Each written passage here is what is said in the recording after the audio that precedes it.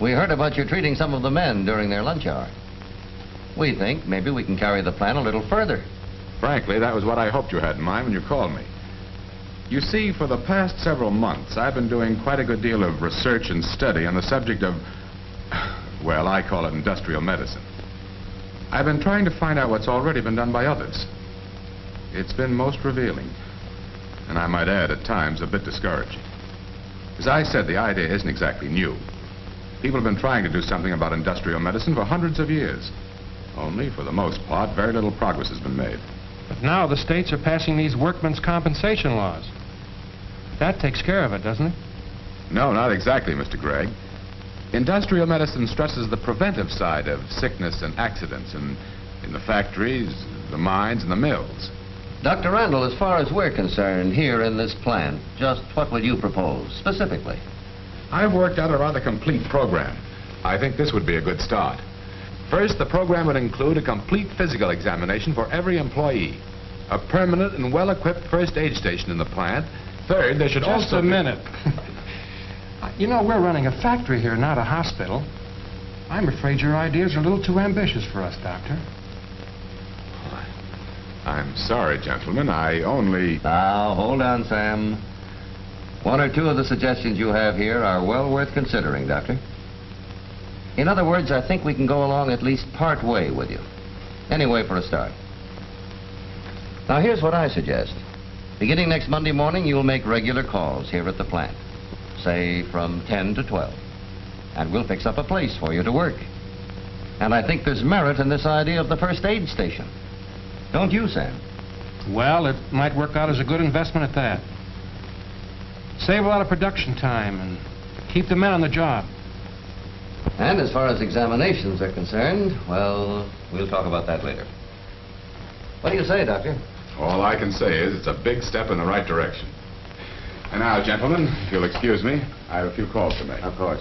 Good day, Doctor. Good day. Doctor?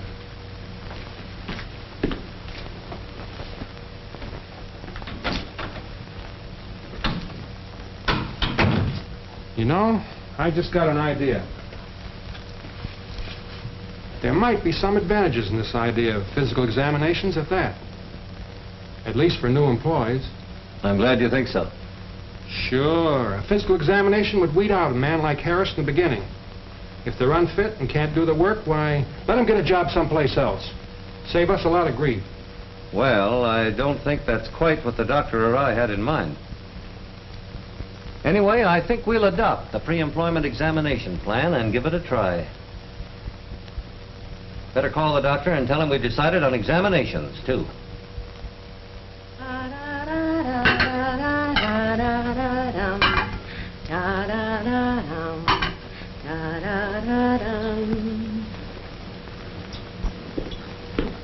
Not too much dry mustard for Dad, Ken. Yeah, I know, and not too much vinegar. Well, if I do say so myself, it's just the way Dad likes it. Say, darling, you know, this is really a celebration tonight. Old man Duncan accepted my ideas. Well, some of them anyway.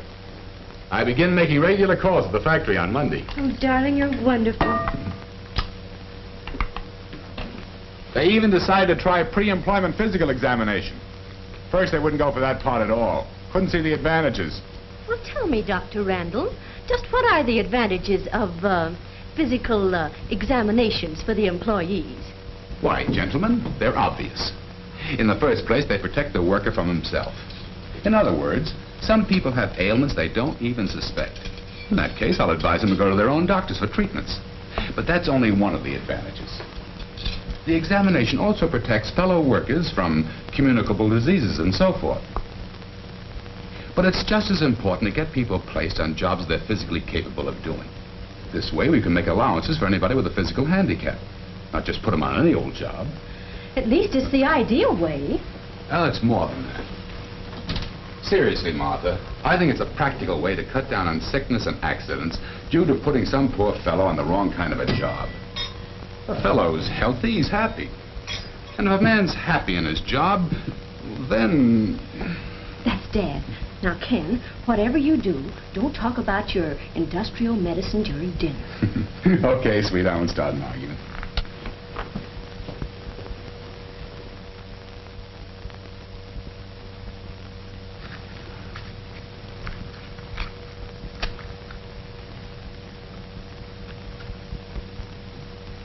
Kenneth.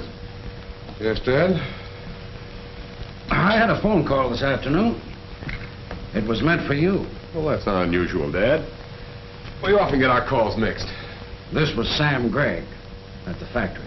Oh, well, he probably wanted Won't to you know have about... some more coffee, Huh? Ken? Oh, no, thanks, Mom. I gather from what he said, you decided against my advice. You're going to be Kenneth Randall, the factory doctor. Well, I'll admit it doesn't sound very fancy. Does that mean that you're giving up your practice? Just as you're beginning to make a name for yourself? Certainly not. I'm merely going to expand. I'll only be at the factory for a few hours each morning. Expand in a factory? What about your regular patients? You can hardly expect them to come to a doctor who's out wrapping sore fingers in a factory. Dad, you don't seem to see what it is I'm trying to do. It's what you call industrial medicine. Yes, I know. All very fine and noble. But that's not the job for you. Leave it for someone else who can pay the price. You concentrate on being a good surgeon. What do you mean, pay the price? Do you think patients like Mrs. Carter Wellman will want a factory doctor for their physician? Somehow, Dad, I don't care what Mrs. Carter Wellman or anyone like her thinks. Well, I do. I've spent years making my name an important one in the medical profession. Not only in this town, but throughout the state. I've looked forward to the day when I could hand my practice over to you. And I can't conceive of your deliberately throwing away an opportunity like this for the doubtful security of becoming a salaried member of a factory staff. I can think of no better way for you to tear down the work I've done and besmirch the name I'm proud of. It's my name, too, Dad. And I certainly have no intention of besmirching it in any way. Frankly, I don't see... Well, you should see. I've told you often enough. If you don't care anything about yourself, your practice, or me, then think of Martha. You owe something to her. But, Father, I advised Ken to go ahead with what he wanted to do. Well, you can't be blamed for that. You didn't know. But do you realize what people will say? They'll call him an unethical incompetent who couldn't get by in private practice. That's what they'll say. There's nothing unethical about the work of a good factory doctor. You know that, Dad. I do not. In my personal opinion, the whole idea is unethical. Why? Because you think it's new, untried? Not only that, you'd be working with some other doctor's patients. You couldn't steal them all away. That's not fair, Dad. I never interfere with another doctor's private practice, and you know it. Well, yes. But I'd be the only one who does know it. And here's something else. You or no other man can serve two masters. What do you mean by that remark? You can't be loyal to your patients and at the same time be loyal to the man who's paying you a salary. And believe me, there'll be many times when you'll have to make decisions based on that very thing. I'll bet you never even thought about that. No, I haven't thought about that. I haven't had to. Well, you will. Mark my words. But when I do, my first allegiance will be to my patients, to humanity, to the community. What about Duncan and his stockholders? Don't forget, they'll be paying you. You'll be working for them. I don't consider it that way. Well, then on top of everything else, you're not even being honest with yourself. Oh, yes, I am. By basing my decisions on what's best for my patients, the community, and then the plant, in the long run, I'll do a better job of serving Mr. Duncan and the stockholders. Don't just see, Dad. I sincerely believe in the idea of industrial medicine. Not only in this town, but in thousands of plants all over the country. Well, that's not up to you to worry about. That's up to the men who run the factory. No, you're wrong, Dad. Industry wants help. They don't want just surgical repairmen. They want... Don't say anything more.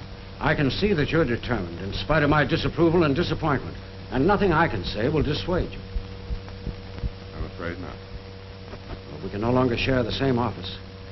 I'm sorry, Dad.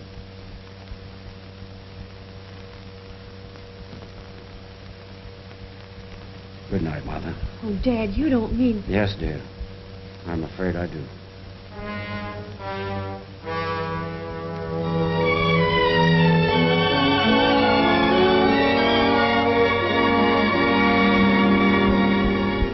And this was only the first of the many bitter disappointments, conflicts, and sacrifices that came to the young doctor who had made his decision to become an industrial physician. Most of the conflict, like the basis of all trouble, was just misunderstanding. In the beginning, the workers themselves resented the physical examinations, and many submitted only under protest. Some of the foremen were short-sighted and resisted special job placement recommendations for handicapped employees. They said, I'll let him stick to his pill. We'll run the plant. We'll place them in where we decide. and while time solved most of the old problems, it also brought many new ones. For instance, there were cases where a man was suddenly taken sick on the job. Naturally, he was brought to the doctor in the plant. What happened, boys? I don't know, he just fainted. Pressed up, Doc. Okay, thanks.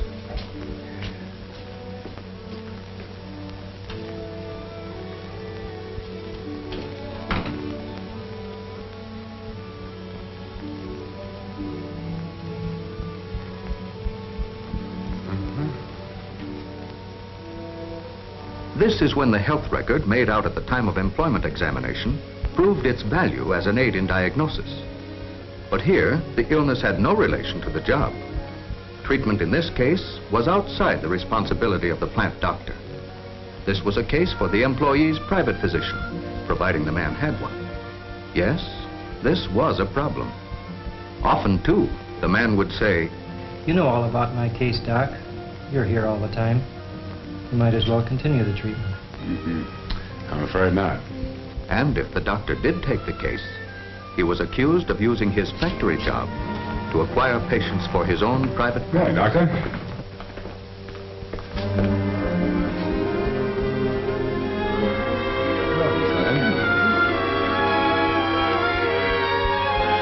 Call him an unethical incompetent. You'll never be able to steal them all away. You or no other man can serve two masters. That thing will want. But, Father, I advised Ken to go ahead with what he wanted to do. But then, gradually, things began to work out a little more smoothly. The workers and their families began to recognize the true benefit and respond to the sincerity, the medical skill, the ethical practices, civic cooperation, and the good judgment of the factory doctor. And even the other doctors in town were beginning to realize that instead of stealing patients away, Dr. Randall was actually sending more and more of them to their own physicians. They gradually realized that Dr. Randall was not only improving the health conditions in the factory, but working for the benefit and general health of the community as a whole. Slowly, the cloud of misunderstanding was beginning to lift.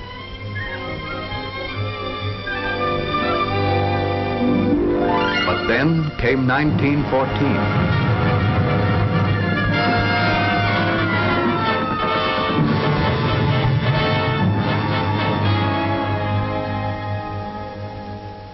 So, like thousands of other young physicians, Kenneth Randall answered his country's call.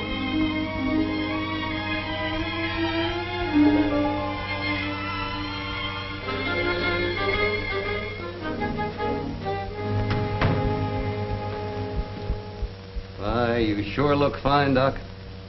And we're mighty glad to have you back. It goes without saying that I'm glad to be back. Well, it took the war to make us realize that industrial medicine represents another one of the many major problems that we manufacturers still have to solve. Our medical center was busier than ever before while you were away. Miss McDonald did an excellent job, too. She's a mighty fine nurse. Yes, she is. I'd like to keep her on. Maybe full time. Because if it's all right with you, Mr. Duncan, from now on, during most of the time I do spend here in the plant, I want to concentrate on the industrial hygiene phase. There's a big job to be done in that field. Well, there's plenty of time to think about all that later. We'll be glad to pick up just where you left off. You know, just give us a few hours a day like you used to. Good. Right now, let's go out to the shop. Fine. The boys will be glad to see you. I'm anxious to see them. The World War had been over for 14 years. But as the time slipped by, the only contact between Kenneth Randall and his father had been through Martha's regular visits with the still embittered elder doctor.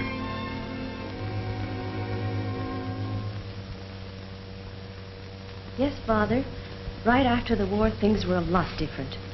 But as you know, Ken started right in and worked harder than ever in his private practice, as well as in his industrial medicine.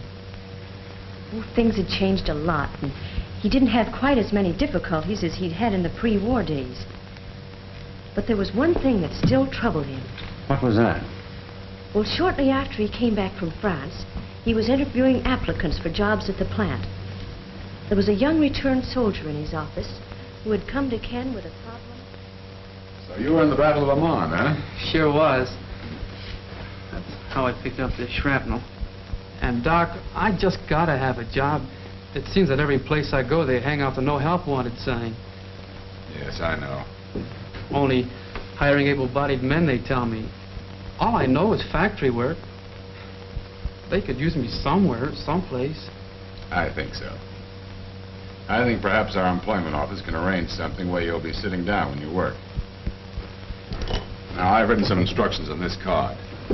You take this down to the personnel office. Gee, thanks, Doc. Good luck, and drop in to see me.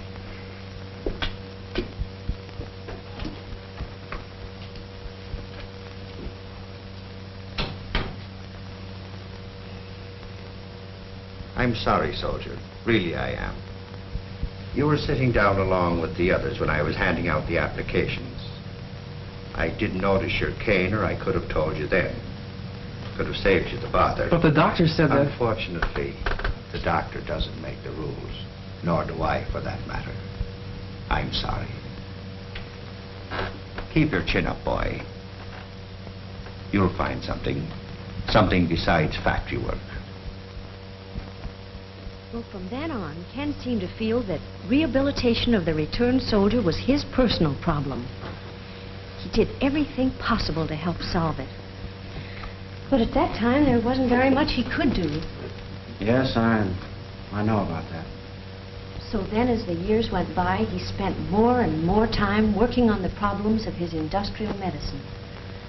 And less time on the problems of developing a successful private practice. That was a shame. No, he was doing something he felt was needed. He used to stay up till all hours of the night studying books on the causes and prevention of occupational diseases, and even books on factory engineering. He spent a lot of time visiting different plants in all parts of the state, studying the health conditions of the workers, taking samples of dust, of oil, bringing them back to his little office laboratory, making chemical analyses, experimenting. Later on, he made speeches and read papers on the history of occupational diseases to gatherings of industrialists and physicians. And Father, Ken has made a success of his life and the work he wanted to do. Why, today he's considered almost an authority on industrial medicine. But he would have made such a fine surgeon. That's the success I always wanted for Ken. He is a fine surgeon. What I mean is, well, with his hands and brain, he could have been... Oh, what's the use of talking?